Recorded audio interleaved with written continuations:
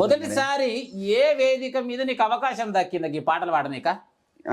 ఏ వేదిక అని ఏం లేదు, నేను స్కూళ్ళ నుంచే పాడుతుంటే. స్కూల్ నుంచే ఒకటి మా స్కూల్లో నేను అప్పుడు ఇదేది ఒక పాట నాకు మంచి పేరు తెచ్చిపెట్టింది. ఏం పేరు అది? ఏం పాటనే? నాదు జన్మభూమి కంటే నాకమెక్కడుంది, సురలోకమెక్కడుంది, సుందర కాశ్మీరాలు బృందా సౌందర్యాలు, జాహ్నవి మాధుర్యాలు స్వర్గసీమలో ఎక్కడ, నాదు జన్మభూమి కంటే నాకమెక్కడుంది, సురలోకమెక్కడుంది.